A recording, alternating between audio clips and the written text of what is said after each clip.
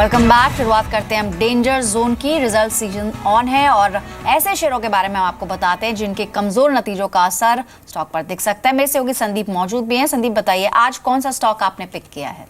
शुक्रिया पल्लवी। आज के लिए जो शेयर चुना गया है वो है वेल्सपन कॉर्प का। इनफैक्ट कल ही इस कंपनी के नंबर्स आए थे और नंबर्स में अगर आप देखें तो ये कंपनी मुनाफे से घाटे में लौटी है। चाहे आप ईयर ऑन ईयर कंपेयर करें, चाहे क्वार्टर ऑन क्वार्टर कंपेयर करें, ये कंपनी में अगर आप देखें नेगेटिव साइड पे जो नंबर्स हैं वो देखने को मिले हैं। 16.4 करोड़ रुपये के मुनाफे के मुकाबले करीब 9.5 करोड़ रुपये के आसपास का घाटा इस कंपनी ने ईयर ऑन ईयर पोस्ट किया है। बीती 3 तिमाहियों से अगर आप देखें, ना केवल इसी तिमाही में बल्कि बीती 3 तिमाहियों से लगातार इस कंपनी के जो नंबर्स हैं उसमें कमजोरी देखने को मिली है। मुनाफा लगातार 2 तिमाही से घट रहा था। इनफैक्ट कल जो नंबर्स आए हैं Q1 में, उसमें तो इस कंपनी ने घाटा पोस्ट किया है। 3 तिमाही में अगर आप देखें इस कंपनी का जो ऑपरेटिंग मुनाफा है उसमें करीब 98% के आसपास की जो गिरावट है वो देखने को मिली है। इनफैक्ट इस कंपनी की बुक्स के ऊपर कर्ज भी काफ़ी ज़्यादा है। बस 16 के अंत तक अगर आप देखें 2804 करोड़ रुपये के आसपास का कर्ज इस कंपनी की बुक्स के ऊपर है, जबकि 2300 करोड़ रुपये के आसपास का मार्केट कैप है। यानी कि मार्केट कैप के मुकाबले जो कर्ज है वो करीब 1.25 गुना ज़्यादा है। तो कहीं ना कहीं जो ब्याज लागत है वो भी इस कंपनी के जो फाइनेंशियल है उसके ऊपर डेंट डाल रही थी, जिसकी वजह से 2 तिमाही से नंबर्स खराब थे और इस तिमाही में तो इस कंपनी ने घाटा पोस्ट किया है। तो उस लिहाज से देखा जाए नंबर्स में लगातार वीकनेस देखने को मिली है। इनफैक्ट अगर आप शेयर प्राइस देखें, कल तो नंबर्स के बाद गिरावट थी, आज भी अगर आप देखिए करीब 2.5% के आसपास की कमजोरी देखने को मिल रही है। तो अगर आप कोई भी पोजीशन इस काउंटर में बनाना चाहते हैं तो इनफैक्ट अपने जो वित्तीय सलाहकार हैं उनसे बातचीत करने के बाद, उनसे सलाह लेने के बाद ही कोई पोजीशन बनाएं। लेकिन प्योरली फाइनेंशियल्स के बेसिस पे अगर आप देखें तो यहाँ पे फंडामेंटल बेसिस पे कोई भी राय निवेश के लिहाज से नतीजों के दम पर यहाँ पे नजर नहीं आ रही है। श्योर संदीप। और बट कृणाल, आपको क्या लगता है कि जैसे संदीप ने फंडामेंटली बताया कि पोस्ट अर्निंग्स एक लार्जर एक कंसर्न बना हुआ है और यहाँ पे लेके एक लॉस रिपोर्ट करने के बाद में the stock is trading 2.78% lower. Welspun Corp अगर हम उनका परफॉर्मेंस देखें तो it has not generated any returns for investor. In fact 150 और लेवल से स्लिप होकर इट्स ट्रेडिंग एट अराउंड 85 और रुपीज। आपको क्या लगता है कि फर्दर कितना डाउनसाइड बाकी है स्टॉक में? वेल मनोज, एक लोअर टॉप लोअर बॉटम का फॉर्मेशन पिछले काफ़ी समय से काउंटर के अंदर इंटैक्ट है एंड मैं नहीं समझता कि कोई भी यहाँ पे सिग्नल ऐसे नज़र आ रहे हैं जो एक रिवर्सल यहाँ पे इंडिकेट करे। मैं समझता हूँ कि अभी भी जो डाउन ट्रेंड है वो बरकरार रहेगा। इनफैक्ट मैं समझता हूँ कि यदि काउंटर थोड़ा और यहाँ से फिसलता है तो हो सकता है कि एक स्विंग रिवर्सल और यहाँ पर नीचे की ओर कन्फर्म हो और उसके बाद जो एक 52 वीक लोज हमने टेस्ट होते हुए देखे थे वो वापस वो लेवल के आसपास ये काउंटर पहुँच जाए। तो मैं समझता हूँ कि overall it's a share on rally counter. यदि आपके पोर्टफोलियो में भी ये स्टॉक शामिल है तो आपको जो भी राइस देखने को मिलता है उसमें निकल जाना चाहिए। जी, तो टेक्निकली कृणाल आपने जवाब दे दिया है, लेकिन अविनाश आपका भी एक क्विक रिएक्शन चाहेंगे। वेल्सपन इंडिया की बात हो रही है यहाँ पर और जैसा कि खुद संदीप ने भी बताया कि पिछले काफ़ी समय से घाटे में भी है और साथ ही कर्ज बहुत ज़्यादा, यानी कि अपनी मार्केट कैप से भी ज़्यादा डेट है कंपनी के ऊपर। आपकी क्या सलाह है और क्या एडवाइस करेंगे इस पर्टिकुलर स्टॉक पर? नहीं, मुझे लग रहा है कि वेल्सपन का जो ग्लोबल बिजनेस है वो काफ़ी दबाव में है और उस कारण कंपनी के जो नतीजे हैं वो लगातार 2-3 क्वार्टर से नेगेटिव है। कंपनी लॉसेस रिकॉर्ड कर रही है। कंपनी ने इस बार भी जो नतीजे डिक्लेयर किए हैं उसमें यही कहा है कि ग्लोबल ऑपरेशंस अभी भी प्रेशर में है, यूरोप और यूएस के। अगर हम डेट की बात करें तो डेट में क्लियरली बैलेंस शीट बहुत ज़्यादा लीवरेज है और ऐसा अगर कंटिन्यू होता गया लॉसेस तो इस कंपनी की पूरी नेटवर्थ वाइप हो जाएगी और मेरे ख्याल से ये डेफिनेटली एक बैड साइन है शेयर होल्डर्स के लिए। मेरे ख्याल से कोई भी राइस पे ये शेयर बिकवाना चाहिए बिकॉज इसमें ऐसा लग नहीं रहा है कि डिविडेंड और कैपिटल एप्रिसिएशन शेयर होल्डर्स को जल्दी मिलेगा। शायद थोड़ा सा और अंडर परफॉर्मिंग 1-2 क्वार्टर्स के लिए कंपनी करेगी, तो इससे निकल जाए वही ठीक रहेगा। जी, तो पिछले 3 क्वार्टर से वेल्सपन कॉर्प जो है घाटे में है और इनफैक्ट आज स्टॉक में भी रिएक्शन हम देख रहे हैं। नतीजों के बाद लगभग 3%, 3.25% तक की कमजोरी वेल्सपन कॉर्प में देखने को मिल रही है। शुक्रिया संदीप। लेकिन हमेशा हम डेंजर जोन के अंदर उन शेयरों के बारे में भी बताते हैं जहां पर काफी तेजी देखी गई, लेकिन आपको उन स्टॉक से बच के रहना है। मेरे सहयोगी अंचल मौजूद है ऐसा एक स्टॉक लेकर। अंचल, बताएं। शुक्रिया पल्लवी। आज का स्टॉक है उसका नाम है आर्कटेक पावर। देखिए, ये एक बेहतरीन कंपनी है। अगर आप इसके रिटर्न प्राइस देखेंगे तो आप डेफिनेटली मानेंगे कि बेहतरीन शेयर है, बेहतरीन फंडामेंटल्स होल्ड करता है। पहले चार्ट पे नजर डालते हैं फिर आगे बात करेंगे। देखिए, इसका ये चार्ट है पल्लवी, ये बीते 1 साल का चार्ट है। ये शेयर इसने अपनी चाल शुरू की थी करीब 22 रुपये 25 पैसे से और अभी ये शेयर इस समय मौजूदा भाव है इसका 31 रुपये 25 पैसे। ऑलमोस्ट 45% का जंप शेयर 1 साल में दिखा चुका है। लेकिन एक और चीज़ आपको पल्लवी मैं आपको चार्ट पे दिखाना चाहूँगा। अगर आप ध्यान से देखें, मैं अब इसका 5 ईयर चार्ट आपके सामने ला रहा हूँ। ये इसके पिछले 5 साल का प्रदर्शन है 5 साल में ये शेयर 212 रुपये से गिर के अब 31 रुपये 25 पैसे पे आ गया। तो अगर आप निवेश कर रहे थे ये देख के कि ये बीते 1 साल में बेहतरीन रिटर्न दिया है शेयर ने, तो ऐसा मत करिएगा। शेयर की लॉन्ग टर्म स्टोरी उसके फंडामेंटल्स को साफ तौर पे दर्शा रही है। कंपनी FY12 से लगातार घाटे में है। कंपनी का जो कर्ज है वो FY13 से ऑलमोस्ट डबल हो चुका है। एज सच कंपनी की कोई सेल्स है ही नहीं, कंपनी कोई रेवेन्यू जनरेट नहीं करती है उसके बावजूद, और साथ ही साथ कंपनी का कोई डिविडेंड ट्रैक रिकॉर्ड नहीं है। यानी रिजल्ट्स वीक हैं, वैल्यूएशंस वीक हैं, शेयर बहुत ज़्यादा चल चुका है 1 साल में। अपने शेयर होल्डर्स जो इनकी ओरिजिनल शेयर होल्डिंग थी, जिन इन्वेस्टर्स ने स्टार्टिंग में इस पर निवेश किया था 5 साल पहले, उनकी वैल्यू अब 1/5 रह गई है। एक ऐसा शेयर है, अगर अब आप इसमें सोच रहे हैं कि 1 साल की चाल पे इसमें निवेश किया जा सकता है पुल बैक के तौर पे, कुछ भी करने से पहले अपने वित्तीय सलाहकार की राय जरूर लीजिएगा, क्योंकि आर्टेक पावर एक ऐसा शेयर है जहां आप फंस सकते हैं। Sure, Anshul. In fact, Krunal, very quick reactions on this. Artec Power, जैसे अंचल ने बताया कि नो फंडामेंटल्स, सेल्स भी नहीं है, उनका dividend track record it's not that clear, और यहाँ से लेकर एक स्टीप फॉल देखने मिला था ये स्टॉक में, और वहाँ से लेकर एक reversal. Is there any comment you want to offer on this, और कितना इंपॉर्टेंट होगा रिटेल इन्वेस्टर्स को ये समझाना कि ऐसे स्टॉक से दूर रहें? मनोज, सबसे पहले तो this is a very good initiative that you guys have taken. Danger zone में ऐसे स्टॉक जिसका कोई बेस नहीं है, वैसे स्टॉक भी काफ़ी टाइम हम देखते हैं कि 0 रुपीज़ से शायद 100 रुपीज़ तक पहुंच जाते हैं।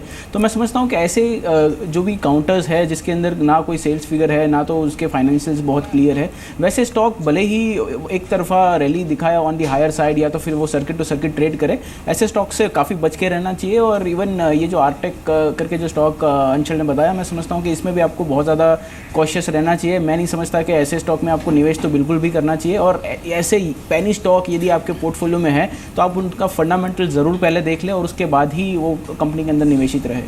जी, तो आज डेंजर जोन में 2 स्टॉक्स आपको बताए गए जिनसे आपको बच के रहना है। नतीजों की वजह से जो डेंजर जोन में आया वो है वेल्सपन कॉर्प, और साथ ही बिना फंडामेंटल्स के जो तेजी जिसमें दिखी आर्टेक पावर, आज की डेट में 31.45 के आसपास ये ट्रेड कर रहा है। फिलहाल कुछ और अहम खबरों का रुख करेंगे, लेकिन अविनाश, एक क्विक टेक आपका, आप कुछ ऐड ऑन करना चाहेंगे जो कृणाल ने कहा आर्टेक पावर पर? नहीं, आई थिंक मुझे लग रहा है कि ये पेनी स्टॉक है, और शेयर होल्डर्स को और जो निवेशक है ऐसे स्टॉक से दूर ही रहना चाहिए, क्योंकि जिस प्रकार का प्राइस ट्रेंड है और जिस प्रकार के फंडामेंटल्स हैं, हमको लग रहा है कि ये जो भी शेयर्स खरीदे जा रहे हैं ये बेसिकली कोई लिमिटेड पार्टिसिपेंट्स ले रहे हैं, इसमें कोई बड़ा इन्वेस्टर बेस नहीं है। तो यहाँ से जितना भी पैसा मिलता है इन्वेस्टर को अपने शेयर से, तो वो निकल जाना ही एक अच्छी राय रहेगी, क्योंकि यहाँ पे ज़्यादा दिन अगर कोई शेयर ये होल्ड करे तो इसमें एक डीप करेक्शन भी आने की पॉसिबिलिटी है। जी, लेकिन कुछ और अहम ट्रिगर्स हैं बाजार के लिए, और उन पर भी बात कर लेते हैं। जीएसटी बिल अगले हफ्ते राज्यसभा में पेश होगा। सरकार ने राज्यसभा में आज इसका ऐलान किया। अब तक इसे पेश होने को लेकर असमंजस बना हुआ था। सोमवार को अब जीएसटी बिल पर बड़ी बैठक होने वाली है। सरकार करीब करीब सभी पार्टियों को मनाने में कामयाब हो चुकी है। आगे तमाम जानकारी के लिए आलोक के पास चलते हैं। आलोक, एक तरह से देखा जाए तो हम 2 कदम और आगे बढ़ चुके हैं, और मंडे को अब इस पर एक अहम बैठक भी होने वाली है। किस तरह की सरगर्मियां हैं, गतिविधियां कैसी हैं, इसको लेकर कितनी पॉजिटिविटी अब बनी हुई है? देखिए, 5 घंटे का समय जीएसटी के लिए एलोकेट पहले से हो चुका है। अब ये संकेत आ रहे हैं कि अगले हफ्ते जीएसटी बिल लिस्ट हो सकता है, लेकिन ये कब होगा ये सरकार को तय करना होगा। सरकार सोमवार के दिन बैठक करके जो विपक्षी पार्टी हैं उनसे बातचीत करेगी, और वित्त मंत्रालय की तरफ से जिसका बिल है उसके हिसाब से इसको देखना पड़ेगा कि किस तारीख को मंगलवार या आगे उसके लिस्ट होना है। जाहिर सी बात है कि सरकार कहीं ना कहीं इस बात को लेकर कंसेंसस पे पहुंची है कि कांग्रेस भी इस बिल को समर्थन दे सकती है। इसी लिहाज से जो ये बिल अगले हफ्ते लिस्ट करने की बात की गई है, क्योंकि कल बीएससी की जो बैठक हुई थी उसमें इस बात पर बिल्कुल चर्चा नहीं हुई थी कि अगले हफ्ते इसे लिस्ट करना है। वहां पर ये बात कही जा रही थी कि अभी और इस पर चर्चा होगी। तो जाहिर सी बात है, आज सुबह भी बैठकों का दौर चल रहा था, और इसके आगे भी बैठकों का दौर चलेगा, और सरकार को तय करना है कि डेट और समय क्या हो। लेकिन अगले हफ्ते जहां तक सरकार का इरादा है, इसीलिए उसने अगले हफ्ते के लिए जीएसटी को राज्यसभा के लिए लिस्ट करवाया है। जी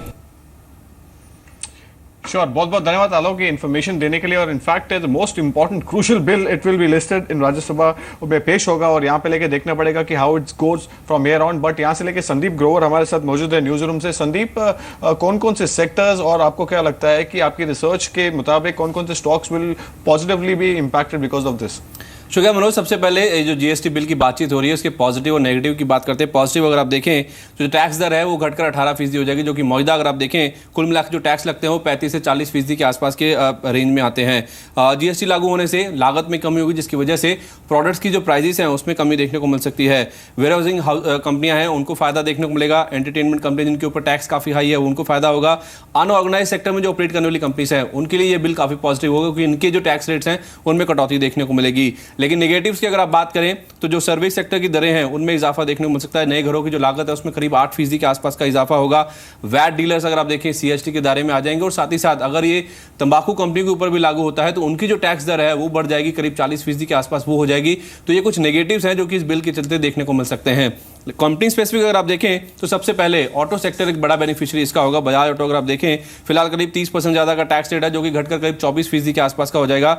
एक्साइज इंडस्ट्रीज अगर आप देखें इनके जो टैक्स रेट है उसमें करीब आधे फीसदी के आसपास की कमी देखने को मिलेगी। ऑटो का जो कामकाज है उसमें सुधार देखने को मिलेगा। और एमएनएम जो कि बड़ी एसयूवीज बनाती है, फिलहाल अगर आप देखें एसयूवीज के ऊपर कुल मिला के करीब 41% के आसपास का टैक्स लगता है। अगर जीएसटी लागू हो जाता है तो 20 से 24% तक की जो टैक्स रेट है वो महज घटकर रह जाएंगे। तो उस लिहाज से एमएनएम इसका एक बड़ा बेनिफिशियरी के तौर पे उभर के सामने आएगा। अनऑर्गेनाइज सेक्टर की जहां तक बात है, सिम्फनी अगर आप देखें तो इस सेक्टर में अगर आप देखें अनऑर्गेनाइज कंपनी सेक्टर का जो दबदबा है वो काफी ज्यादा है। अगर जीएसटी लागू हो जाता है तो जाहिर सी बात है इनका जो कंपटीशन है उसमें कमी देखने को मिलेगी, इनके मार्केट शेयर में इजाफा देखने को मिल सकता है। डाबर का जो मार्केट शेयर है उसमें भी इजाफा देखने को मिलेगा, तो एफएमसीजी को भी फायदा है। साथ ही साथ वी गार्ड, क्योंकि वेयर हाउसिंग और लॉजिस्टिक की लागत में कमी आएगी तो इनको जो कंपटीशन मिलता है अनऑर्गेनाइज सेक्टर से उसमें कहीं ना कहीं जो कमी है वो देखने को मिलेगी। आयशर हैवी ट्रक्स में एक कंपनी ऑपरेट करती है, लॉजिस्टिक्स को अगर फायदा होगा तो जाहिर सी बात है कि हैवी ट्रक्स की जो डिमांड है उनकी ओर से उसमें इजाफा देखने को मिलेगा, तो इस कंपनी को भी इसका सीधे तौर पे फायदा देखने को मिलेगा। लॉजिस्टिक्स स्पेस है स्नोमैन लॉजिस्टिक्स, क्योंकि मांग बढ़ेगी तो वॉल्यूम में इजाफा देखने को मिलेगा। उसके साथ साथ सेरा सैनिटरीवेयर एक और ऐसी कंपनी है जो कि अनऑर्गेनाइज सेक्टर से काफी ज्यादा कंपटीशन इनको आता है, तो उस लिहाज से देखा जाए अगर जीएसटी बिल पास होता है तो कंपटीशन कम होगा, इनके मार्केट शेयर में इजाफा देखने को मिल सकता है। ग्रीन पाइन इंडस्ट्री अगर आप देखें इनके मार्केट शेयर में सुधार देखने को मिलेगा। और आखिर में वी मार्ट एक ऐसी कंपनी है, टेक्सटाइल क्षेत्र को राहत ना मिलने की सूरत में इनको कहीं ना कहीं अधिक लागत का सामना करना पड़ता है, तो जीएसटी अगर लागू होता है तो इनकी जो लागत है उसमें भी कमी देखने को मिलेगी। तो ये कुछ कंपनी स्पेसिफिक अगर आप बात करें तो कुछ ऐसे इंपैक्ट है जो कि जीएसटी बिल पास होने के चलते देखने को मिलेंगे, और इसके साथ साथ कुछ पॉजिटिव और नेगेटिव हैं जिसका आपको ध्यान रखना है। जी संदीप, शुक्रिया बताने के लिए। आपने कई सारे स्टॉक्स का जिक्र किया, इनफैक्ट आपने सेक्टर वाइज भी बताया कि कौन कौन से सेगमेंट्स में स्टॉक्स पर फायदा होगा जहां निवेश किया जा सकता है। लेकिन हमारे साथ एक्सपर्ट्स भी हैं। कृणाल, आपका भी एक क्विक टेक चाहेंगे, जितनी इन्फॉर्मेशन हमें संदीप ने दी, आपके कोई फेवरेट्स हैं इन पर्टिकुलर सेक्टर्स में? लॉजिस्टिक्स का जिक्र किया, ऑटो सेगमेंट में कई सारे नाम संदीप ने बताए, आप कोई एडवाइस कर रहे हैं कहां पर निवेश किया जा सकता है इस खबर के चलते? देखिए, मैं भी समझता हूँ कि मोटा मोटी यदि आप मार्केट में अभी देखेंगे कि जीएसटी जो इम्प्लीमेंट होना है, मैं समझता हूँ कि काफ़ी कुछ मार्केट पार्टिसिपेंट ने पहले से डिस्काउंट करके यहाँ पे चल रहा है कि ये पॉजिटिव अनाउंसमेंट आने वाले हफ्ते में देखने को मिल सकता है। तो सबसे पहले तो यदि थोड़ा भी डिसअपॉइंटमेंट आता है और यदि ये डिसीजन पे थोड़ा भी डिले भी होता है तो हो सकता है कि पहले तो एक नेगेटिव इम्पैक्ट हो। यदि ये पास हो जाता है तो मैं समझता हूँ कि सबसे ज़्यादा जो एक पॉजिटिव इम्पैक्ट आएगा वो अनऑर्गेनाइज सेक्टर में आएगा, खास करके कंस्ट्रक्शन इक्विपमेंट से रिलेटेड कंपनीज है, या फिर जैसे कि अभी अभी सेरा की यहाँ पे बात हुई थी। मैं समझता हूँ कि वहाँ पे एक अच्छी इम्पैक्ट देखने को मिल सकती है। और कहीं ना कहीं ऑटो में भी मैं समझता हूँ कि एक काफ़ी अच्छा रिलीफ देखने को मिल सकता है। चार्टिकली भी देखें तो M&M एक काउंटर है जो काफ़ी बेहतरीन लग रहा है, जिसका अभी जिक्र हुआ था। मैं समझता हूँ कि वहाँ पर भी एक अच्छी तेज़ी विटनेस हो सकती है।